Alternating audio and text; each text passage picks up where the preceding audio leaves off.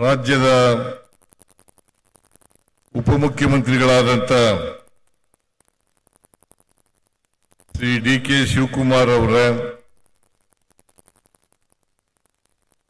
ಗೃಹ ಸಚಿವರಾದಂಥ doctor G. Parameshwar ಅವರ, ವಸತಿ ಸಚಿವರಾದಂಥ ಶ್ರೀ ಜಮೀರ್ ಅಹಮದ್ ಖಾನ್ ಅವರ,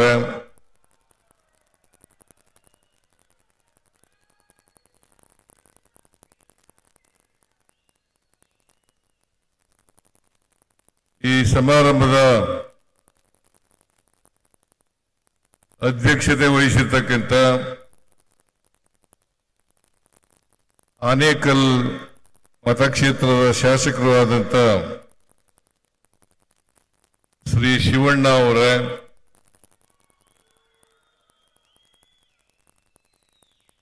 ಕರ್ನಾಟಕ ಗೃಹ ಮಂಡಳಿಯ ಅಧ್ಯಕ್ಷರು ಆತ್ಮೀಯರು ಆದಂಥ ಶ್ರೀ ಶಿವಲಿಂಗೇಗೌಡ ಅವರ,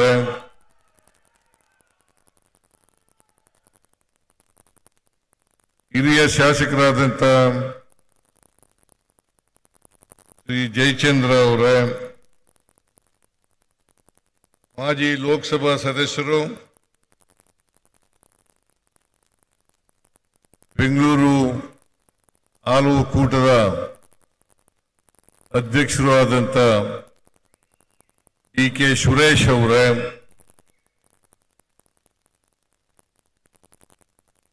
ಕರ್ನಾಟಕ ಕೊಳಗೇರಿ ಅಭಿವೃದ್ಧಿ ಮಂಡಳಿಯ ಅಧ್ಯಕ್ಷರಾದಂಥ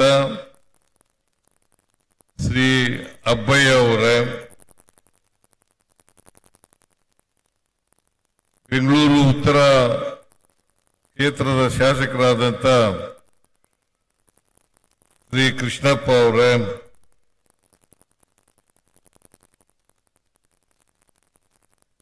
ವಿಧಾನ ಪರಿಷತ್ತಿನ ಸದಸ್ಯರಾದಂಥ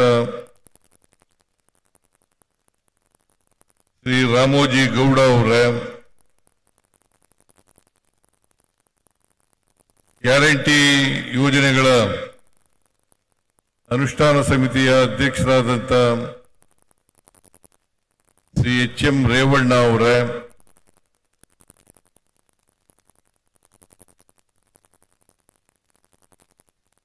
ಡಾಕ್ಟರ್ ಬಿ.ಆರ್. ಅಂಬೇಡ್ಕರ್ ಅಭಿವೃದ್ಧಿ ನಿಗಮದ ಅಧ್ಯಕ್ಷರಾದಂಥ ಶ್ರೀ ಸಂಪತ್ ರಾಜ್ ಅವರೇ, ಮಾಜಿ ವಿಧಾನ ಪರಿಷತ್ತಿನ ಸದಸ್ಯರಾದಂಥ ಶ್ರೀ ವೇಣುಗೋಪಾಲ್ ಅವರೇ, ಇನ್ನೊಬ್ಬರು ಮಾಜಿ ವಿಧಾನ ಪರಿಷತ್ತಿನ ಸದಸ್ಯರಾದಂಥ ಶ್ರೀ ಮನೋಹರ್ ಅವರೇ, ವೇದಿಕೆ ಮೇಲೆ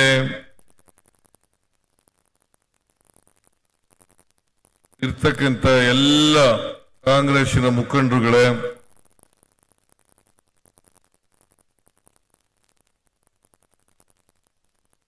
ಎಲ್ಲ ಅಧಿಕಾರಿ ಸ್ನೇಹಿತರೆ, ಇಲ್ಲಿ ಭಾಗವಹಿಸಿರ್ತಕ್ಕಂಥ ಆತ್ಮೀಯ ಬಂಧುಗಳೇ, ತಾಯಂದಿರೇ,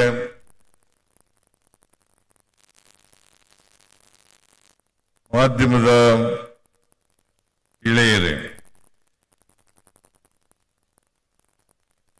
ಇವತ್ತು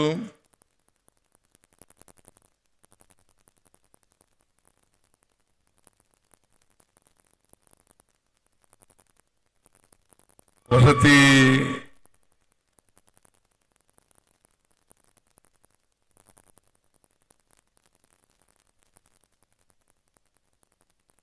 ಸರ್ಕಾರದ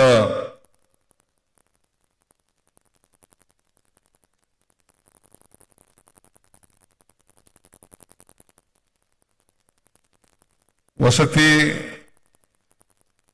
ಮತ್ತು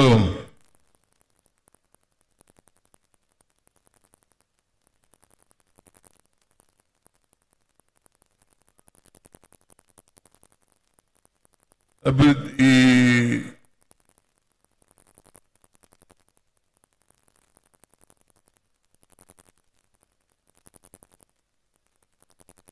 ಕರ್ನಾಟಕ ಗೃಹ ಮಂಡಳಿ ಇವುಗಳ ಸಂಯುಕ್ತಾಶ್ರಯದಲ್ಲಿ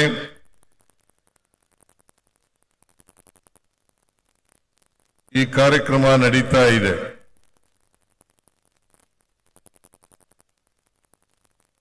ಈ ಕಾರ್ಯಕ್ರಮವನ್ನ ಅತ್ಯಂತ ಸಂತೋಷದಿಂದ ಭಾಗಿಯಾಗಿದ್ದೇನೆ ಅಷ್ಟೇ ಅಲ್ಲ, ಈ ಕಾರ್ಯಕ್ರಮವನ್ನ ಉದ್ಘಾಟನೆ ಮಾಡಿದ್ದೇನೆ ಅಂತ ಹೇಳಲಿಕ್ಕೆ ಬಹಳ ಸಂತೋಷ ಆಗ್ತಾ ಇದೆ.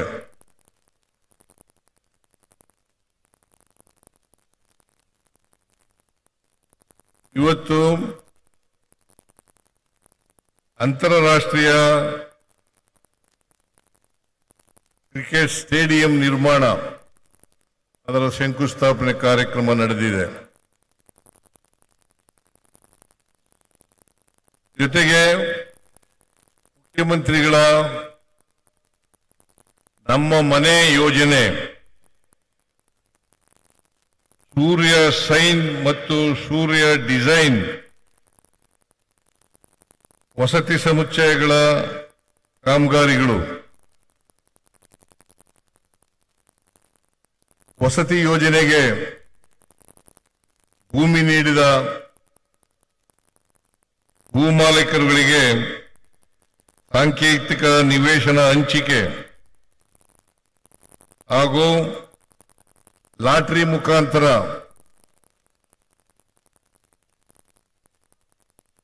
ಸಾರ್ವಜನಿಕ ಅರ್ಜಿದಾರರಿಗೆ ನಿವೇಶನ ಹಂಚಿಕೆ ಕಾರ್ಯಕ್ರಮಕ್ಕೆ ಚಾಲನೆ ನೀಡಿದ್ದೇನೆ ಅಂತೇಳಿ ಬಹಳ ಸಂತೋಷದಿಂದ ಘೋಷಣೆಯನ್ನ ಮಾಡ್ತಾ ಇದ್ದೇನೆ.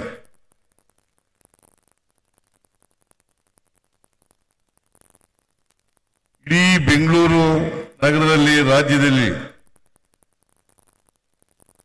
ಒಂದು ಅಂತಾರಾಷ್ಟ್ರೀಯ ಮಟ್ಟದ ಕ್ರೀಡಾಂಗಣ ಇರಲಿಲ್ಲ, ಕ್ರಿಕೆಟ್ ಸ್ಟೇಡಿಯಂ ಇರಲಿಲ್ಲ.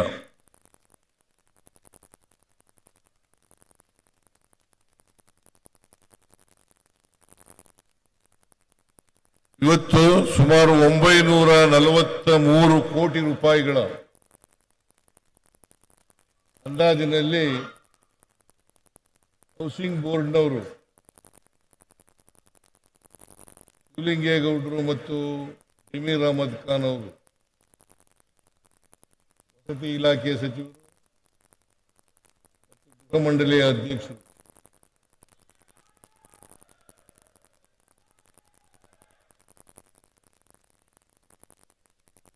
ಆನೇಕಲ್ ತಾಲೂಕಿನಲ್ಲಿ ಸೂರ್ಯನಗರ ಬಡಾವಣೆಯಲ್ಲಿ 4ನೇ ಹಂತ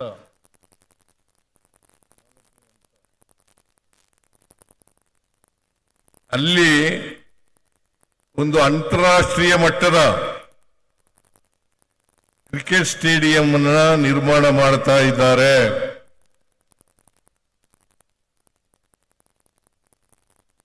ಜಮೀರ್ ಅಹಮದ್ ಖಾನ್ ಅವರಿಗೆ, ಶಿವಲಿಂಗೇಗೌಡರಿಗೆ ಧನ್ಯವಾದಗಳನ್ನು ಈ ಸಂದರ್ಭದಲ್ಲಿ ಹೇಳಲಿಕ್ಕೆ ಬಯಸ್ತಾ ಇದ್ದೇನೆ.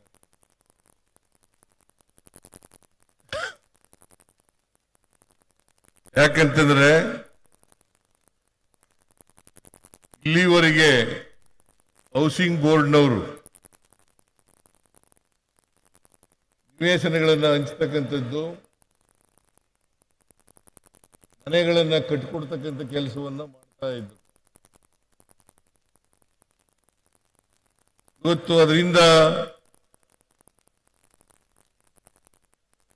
ಬೇರೆ ಅಭಿವೃದ್ಧಿ ಕೆಲಸಗಳನ್ನು ಕೂಡ ಮಾಡಲಿಕ್ಕೆ ಸಾಧ್ಯ ಆಗ್ತದೆ ಅಂತೇಳಿ ಹೌಸಿಂಗ್ ಬೋರ್ಡ್ನವರು ನನ್ನ ಹತ್ರ ಬಂದರು, ಶಿವಲಿಂಗೇಗೌಡರು ಮತ್ತು ಜಮೀರ್ ಅಹಮದ್ ಖಾನ್ ಅವರು. ನಾವು ಆನೇಕಲ್ನ ಸೂರ್ಯನಗರದಲ್ಲಿ ಒಂದು ಅಂತಾರಾಷ್ಟ್ರೀಯ ಮಟ್ಟದ ಕ್ರಿಕೆಟ್ ಸ್ಟೇಡಿಯಂ ಅನ್ನ ಕಟ್ತೇವೆ ಅಂತ ಹೇಳಿದ್ರು. ಹೇಗೂ ಬೆಂಗಳೂರಿನಲ್ಲಿ ಅಂತಾರಾಷ್ಟ್ರೀಯ ಮಟ್ಟದ ಕ್ರಿಕೆಟ್ ಸ್ಟೇಡಿಯಂ ಇರಲಿಲ್ಲ. ಚಿನ್ನಸ್ವಾಮಿ ಕ್ರೀಡಾಂಗಣ ಇದೆಯಲ್ಲ, ಅಲ್ಲಿ ಒಂದು ವರ್ಷದಿಂದ ವರ್ಷ ಆಯ್ತು ಅದು ಬಂತು. ಅಲ್ಲಿ ಒಂದು ದೊಡ್ಡ ದುರಂತ ಆಯಿತು. ಆ ದುರಂತದ ನಂತರ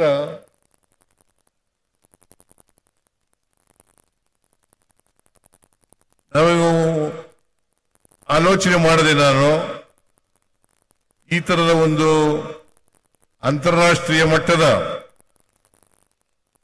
ಕ್ರಿಕೆಟ್ ಸ್ಟೇಡಿಯಂ ಅನ್ನು ನಿರ್ಮಾಣ ಮಾಡತಕ್ಕಂಥದ್ದು ಅತ್ಯಂತ ಅಗತ್ಯ ಇದೆ ಅಂತಕ್ಕಂಥದ್ದನ್ನು ಮನಗಂಡು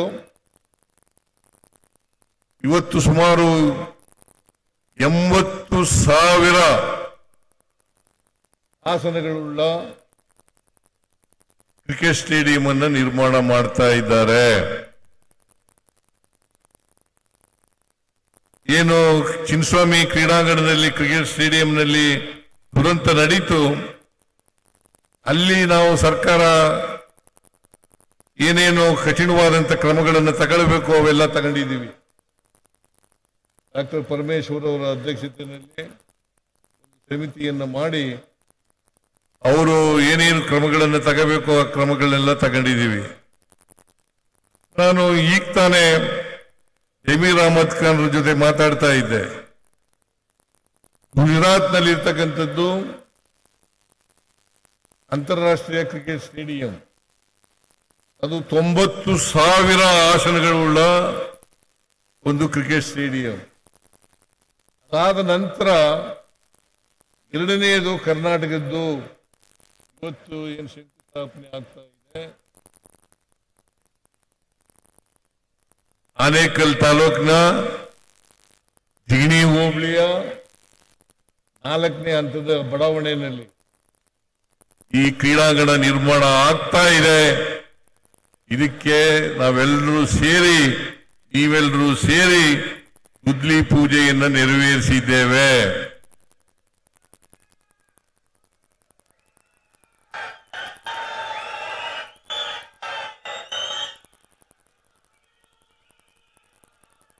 ಇದು ಆದಷ್ಟು ಜಾಗ್ರತೆ ನಿರ್ಮಾಣ ಆಗಿ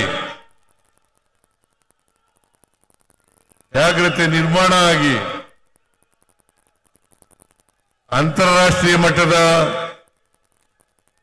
ಕ್ರಿಕೆಟ್ ಸ್ಟೇಡಿಯಂ ನಿರ್ಮಾಣ ಆಗಲಿ ಅಂತೇಳಿ ಆಶಯವನ್ನ ವ್ಯಕ್ತಪಡಿಸ್ತಕ್ಕಂಥ ಪ್ರಯತ್ನವನ್ನ ಮಾಡ್ತಾ ಇದ್ದೇನೆ.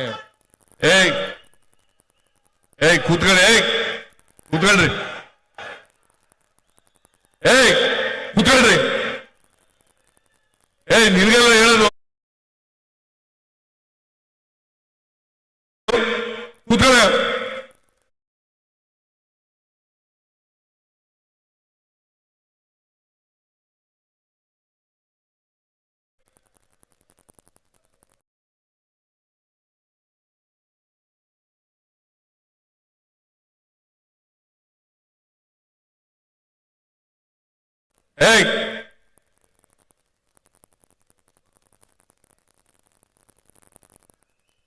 ಯಾರವನು? ಕಳಿಸಿ ಆಚೆಗೆ ಪೊಲೀಸ್ನವರು ಅವ್ರನ್ನ.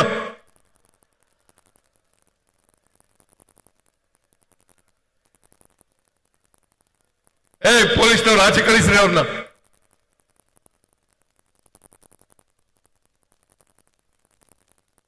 ಮಾತಾಡುವಾಗ ನಿಮ್ಗೆ ಜ್ಞಾನ ಬೇಡ ನಿಮ್ಗೆ? ಅದು ಬೇರೆ ವಿಚಾರ. ಶಿವಣ್ಣನ ಮಂತ್ರಿ ಮಾಡಿ ಅಂತಂದ್ರೆ ಬೇರೆ ವಿಚಾರ. ಬಂದ್ ಕಾಣ್ಲಿ ಅದನ್ನ. ಕೂತ್ಕೊಳ್ರಿ.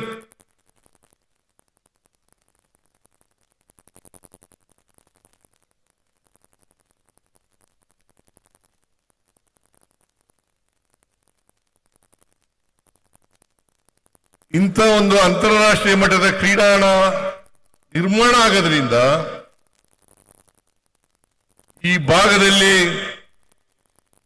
ಪ್ರವಾಸೋದ್ಯಮ ಬೆಳೀತದೆ.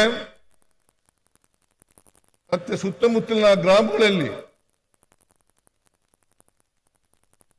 ಆರ್ಥಿಕತೆ ಬೆಳವಣಿಗೆ ಆಗಲಿಕ್ಕೆ ಕಾರಣ ಆಗ್ತದೆ ಅಂತಕ್ಕಂಥ ಮಾತುಗಳನ್ನ ಹೇಳಲಿಕ್ಕೆ ಬಯಸ್ತಾ ಇದ್ದೇನೆ. ನನಗೆ ನಿಮ್ಮೂರಿನವರೇ ಹೇಳ್ತಾ ಇದ್ರು, ಸುಮಾರು 1,500 ರೂಪಾಯಿ ಒಂದು ಚದರಡಿಗಿತ್ತು. ಈಗ 4,000ದಿಂದ 5,000 ರೂಪಾಯಿ ಒಂದು ಚದರಡಿಗೆ ಏರಿದೆ ಅಂತಂದ್ರೆ ಇದಕ್ಕೆ ಅಂತಾರಾಷ್ಟ್ರೀಯ ಕ್ರೀಡಾಂಗಣ ಆನೇಕಲ್ ತಾಲೂಕಿನಲ್ಲಿ ಬರ್ತಾ ಇರತಕ್ಕಂಥದ್ದು, ನಿರ್ಮಾಣ ಆಗ್ತಾ ಇರತಕ್ಕಂಥದ್ದು ಅಂತಕ್ಕಂಥ ಮಾತುಗಳನ್ನ ಹೇಳಲಿಕ್ಕೆ ಬಯಸ್ತಾ ಇದ್ದೇನೆ. ಅದರಿಂದ ಪ್ರವಾಸೋದ್ಯಮನೂ ಕೂಡ ಅಭಿವೃದ್ಧಿ ಆಗ್ತದೆ, ಜೊತೆಗೆ ಈ ಭಾಗದಲ್ಲಿ ಆರ್ಥಿಕ ಬೆಳವಣಿಗೆನೂ ಕೂಡ ಆಗ್ತದೆ, ಉದ್ಯೋಗನೂ ಕೂಡ ಸೃಷ್ಟಿಯಾಗ್ತದೆ ಅಂತಕ್ಕಂಥ ಮಾತುಗಳನ್ನ ತಿಳಿಸಲಿಕ್ಕೆ ನಾನು ಇಚ್ಛೆ ಪಡ್ತಾ ಇದ್ದೇನೆ.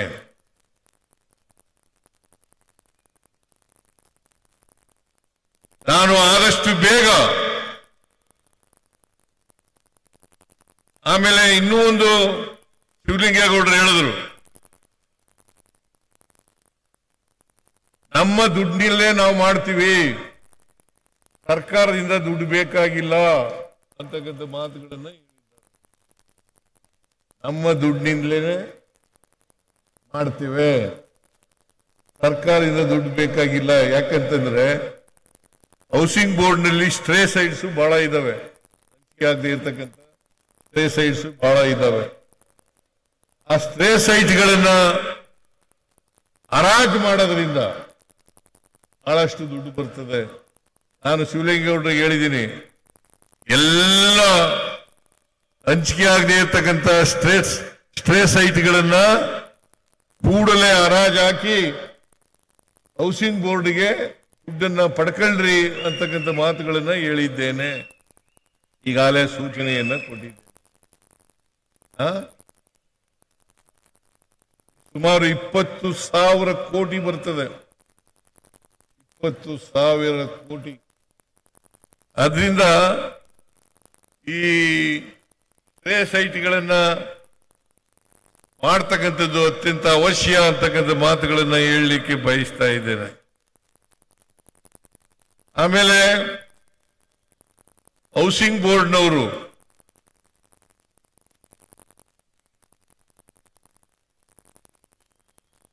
ಕಡಿಮೆ ದರದಲ್ಲಿ ಮನೆಗಳನ್ನ ಕಟ್ಟಿಕೊಡ್ತಕ್ಕಂಥದ್ದು, ನಿವೇಶನಗಳನ್ನ ಹಂಚಿಕೆ ಮಾಡ್ತಕ್ಕಂಥ ಕೆಲಸವನ್ನ ಮಾಡ್ತಾ ಇದ್ದಾರೆ. ಪ್ರತಿಯೊಬ್ಬರಿಗೂ ಕೂಡ ಅವ್ರ ಜೀವಮಾನದಲ್ಲಿ ಒಂದು ಮನೆ ಎತ್ತಿ ಮೇಲೆ ಒಂದು ಸೂರಿರಬೇಕು ಅಂತಕ್ಕಂಥದ್ದು ಪ್ರತಿಯೊಬ್ಬರ ಆಸೆ. ಎತ್ತಿ ಮೇಲೆ ಒಂದು ಸೂರಿರಬೇಕು ಅಂತಕ್ಕಂಥದ್ದು ಪ್ರತಿಯೊಬ್ಬರ ಆಸೆ. ಅವ್ರ ಜೀವನದಲ್ಲಿ ಈಗ ಬೆಂಗಳೂರಿನಲ್ಲಿ ಮತ್ತು ಬೆಂಗಳೂರಿನ ಸುತ್ತಮುತ್ತ ಸೈಟ್ ತಕೊಳ್ಳೋದಾಗ್ಲಿ ಮನೆ ಕಟ್ಟೋದಾಗ್ಲಿ ಬಹಳ ಕಷ್ಟದ ಕೆಲಸ. ಈಗ ಭೂಮಿ ಮೇಲೆ ಜಾಸ್ತಿ ಆಗ್ಬಿಟ್ಟಿದೆ, ಭೂಮಿ ಬೆಲೆ ಬಹಳ ಜಾಸ್ತಿ ಆಗ್ಬಿಟ್ಟಿದೆ. ಏನಪ್ಪ ಜಾಸ್ತಿ ಆಗ್ಬಿಟ್ಟಿದೆ. ಆದರೂ ಕೂಡ ನಾಗರಿಕರಿಗೆ ಕೈಗೆ ಎಟಕ್ತಕ್ಕಂಥ ದರದಲ್ಲಿ ಸೈಟ್ಗಳನ್ನ ಕೊಡ್ತಕ್ಕಂಥದ್ದು, ಮನೆಗಳನ್ನ ಕಟ್ಟಿಕೊಡ್ತಕ್ಕಂಥದ್ದು ಹೌಸಿಂಗ್ ಬೋರ್ಡ್ನವರು ಮಾಡ್ತಾ ಇದ್ದಾರೆ ಅಂತಕ್ಕಂಥ ಮಾತುಗಳನ್ನ ಹೇಳಲಿಕ್ಕೆ ಬಯಸ್ತಾ ಇದ್ದಾರೆ. ಇವತ್ತು ಅನೇಕ ಅಭಿವೃದ್ಧಿ ಕಾರ್ಯಕ್ರಮಗಳಿಗೆ ಶಂಕುಸ್ಥಾಪನೆ ಮತ್ತು ಉದ್ಘಾಟನೆ ಕಾರ್ಯಕ್ರಮ ನಡೆದಿದೆ. ಶಿವಣ್ಣವರು ಬಹಳ ಬುದ್ಧಿವಂತರು, ಇದು ಕೂಡ ಕೊಟ್ಟರು 2 ಅರ್ಜಿಗಳನ್ನ, 2 ಅರ್ಜಿ ಕೊಟ್ಟರು. ನಮ್ಮ ಊರಿಗೆ ಬೆಳೀತಾ ಇದೆ, ಬೆಂಗಳೂರಿಗೆ ಸೇರ್ಕೊಂಡ್ಬಿಟ್ಟಿದೆ. ಅದರಿಂದ ಹೆಚ್ಚು ಅಭಿವೃದ್ಧಿ ಕೆಲಸಗಳನ್ನ ಮಾಡಿಕೊಡ್ಬೇಕು ಅಂತಕ್ಕಂಥದ್ದು. ಶಿವಣ್ಣ ಅವರಿಗೆ ನಾನು ಒಂದು, ಮತ್ತೆ ಸುರೇಶ್ ಅವರಿಗೆ ಒಂದು ಮಾತನ್ನ ಹೇಳಲಿಕ್ಕೆ ಬಯಸ್ತಾ ಇದ್ದೇನೆ. ಬಿಕಾಸ್ ಸುರೇಶ್ ಅವರು ಮಾಜಿ ಲೋಕಸಭಾ ಸದಸ್ಯರು. ಈಗ ನಾನು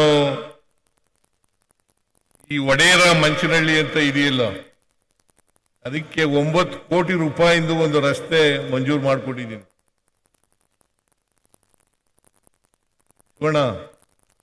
ಆಯ್ತಾ? ಅದು ಈ ಭಾಗದ ಅನೇಕ ಹಳ್ಳಿಗಳಿಗೆ ಸಂಪರ್ಕವನ್ನು ಕಲ್ಪಿಸ್ತಕ್ಕಂಥ ರಸ್ತೆ.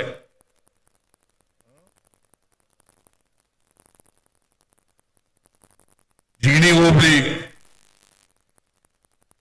ಸುಮಾರು 9 ಕೋಟಿ ರೂಪಾಯಿ. ಇದಕ್ಕೆ ಈಗಾಗಲೇ ಆಡಳಿತಾತ್ಮಕ ಮಂಜೂರಾತಿಯನ್ನು ಕೊಟ್ಟಿದ್ದೇನೆ.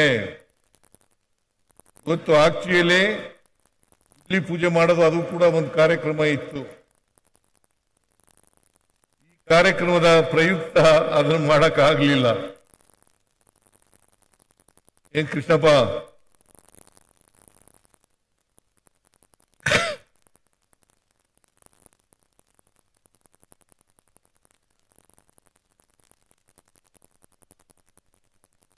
ಆದ್ರಿಂದ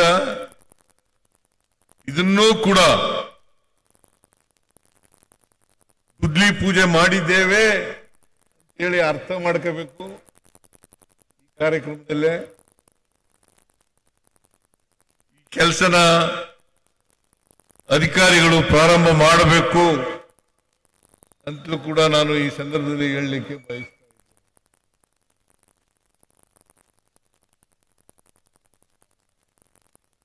ಆದ್ರಿಂದ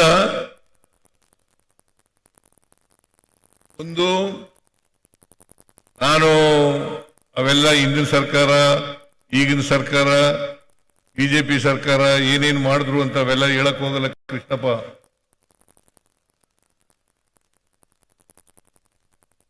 ಅವೆಲ್ಲ ಹೇಳಬೇಕು ಅಂತಿದ್ದೆ, ಹೇಳಕ್ ಹೋಗಲ್ಲ. ಕೃಷ್ಣಪ್ಪ ಇರೋದ್ರಿಂದ ಹೇಳಕ್ ಹೋಗಲ್ಲ ನಾನು.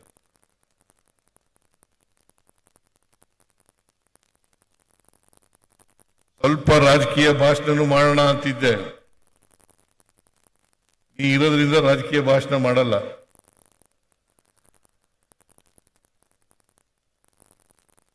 ಆದರೆ ಹೌಸಿಂಗ್ ಬೋರ್ಡ್ನವರು ಒಳ್ಳೆ ಕೆಲಸ ಮಾಡ್ತಾ ಇದ್ದಾರೆ. 1,80,000 ಮನೆಗಳೆಲ್ಲ ಬೆಂಗಳೂರಿನಲ್ಲಿ ಸುಮಾರು 36,000 ಮನೆಗಳು. ಆಮೇಲೆ ಹುಬ್ಳಿನಲ್ಲಿ 45,354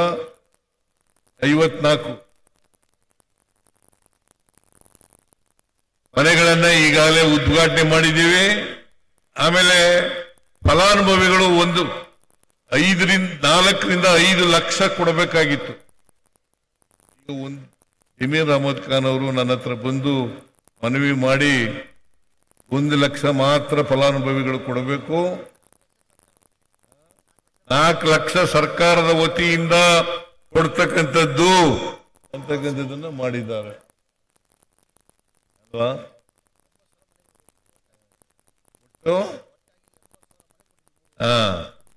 ನಮ್ಮ ಕಾಲದಲ್ಲಿ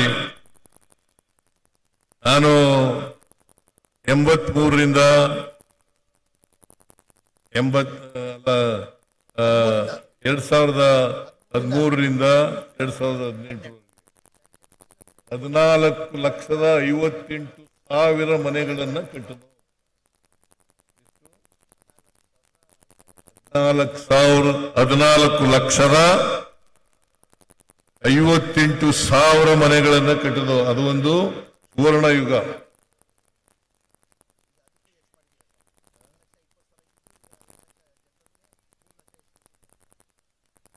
ಆಮೇಲೆ ಈಗ 2023ರಿಂದ ಕೂಡ ಸುಮಾರು 45,000 ಮನೆಗಳನ್ನ ಮತ್ತು ಸೈಟ್ಗಳನ್ನ ಕೊಟ್ಟಿದ್ದೇವೆ. 45,000 ಮನೆಗಳನ್ನ ಕೊಟ್ಟಿದ್ದೇವೆ.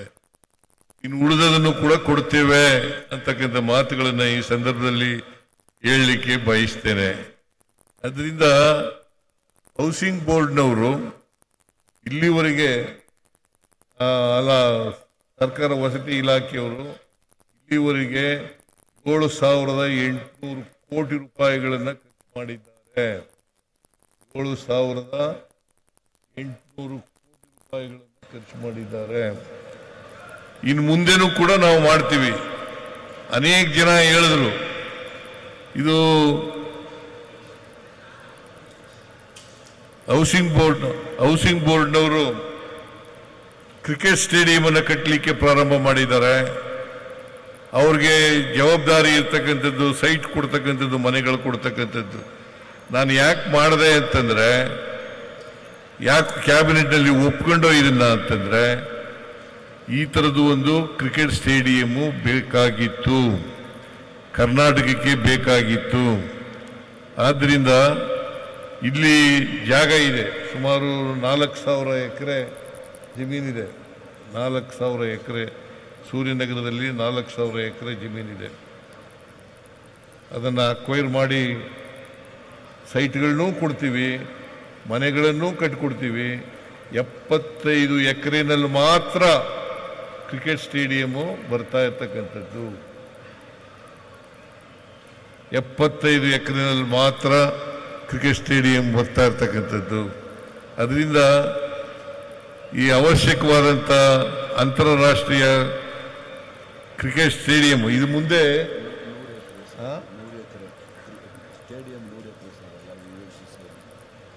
ಸ್ಟೇಡಿಯಂ ಎಷ್ಟು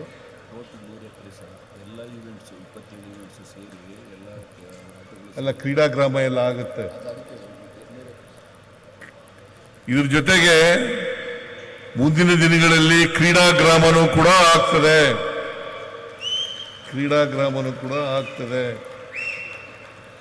ಇವೆಲ್ಲಕ್ಕೂ ಇವತ್ತು ನಾವು ಪ್ರಾರಂಭ ಮಾಡಲಿಕ್ಕೆ ಶಂಕುಸ್ಥಾಪನೆಯನ್ನು ಮಾಡಿದ್ದೀವಿ. ಇದಕ್ಕೋಸ್ಕರ ಚಾಲನೆಯನ್ನು ಕೊಟ್ಟಿದ್ದೇನೆ ಅಂತಕ್ಕಂಥ ಮಾತುಗಳನ್ನು ಈ ಸಂದರ್ಭದಲ್ಲಿ ಹೇಳಿ, ಈ ಭಾಗದಲ್ಲಿರ್ತಕ್ಕಂಥ ಎಲ್ಲ ಅನೇಕ ಹಳ್ಳಿಗಳು ಇವರಲ್ಲಿ ಪ್ರವಾಸೋದ್ಯಮನೂ ಬೆಳೀತದೆ, ಜೊತೆಗೆ ಆರ್ಥಿಕತೆಯೂ ಕೂಡ ಬೆಳವಣಿಗೆ ಆಗ್ತದೆ.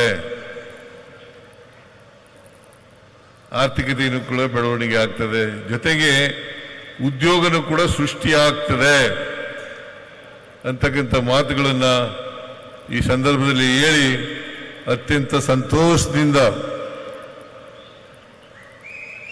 ಈ ಅಂತಾರಾಷ್ಟ್ರೀಯ ಕ್ರಿಕೆಟ್ ಸ್ಟೇಡಿಯಂಗೆ ಶಂಕುಸ್ಥಾಪನೆಯನ್ನು ಮಾಡಿ ಮತ್ತು ಅನೇಕ ಅಭಿವೃದ್ಧಿ ಕಾರ್ಯಕ್ರಮಗಳಿಗೆ ಇವತ್ತು ಶಂಕುಸ್ಥಾಪನೆ ಮತ್ತು ಉದ್ಘಾಟನೆ ಕಾರ್ಯಕ್ರಮವನ್ನು ಕೂಡ ಸಂತೋಷದಿಂದ ನೆರವೇರಿಸಿ ನನ್ನ ಮಾತುಗಳನ್ನು ಮುಗಿಸ್ತೇನೆ. ನಿಮ್ಮೆಲ್ಲರಿಗೂ ನಮಸ್ಕಾರ. ಜೈ ಹಿಂದ್, ಜೈ ಕರ್ನಾಟಕ, ಜೈ ಸಂವಿಧಾನ.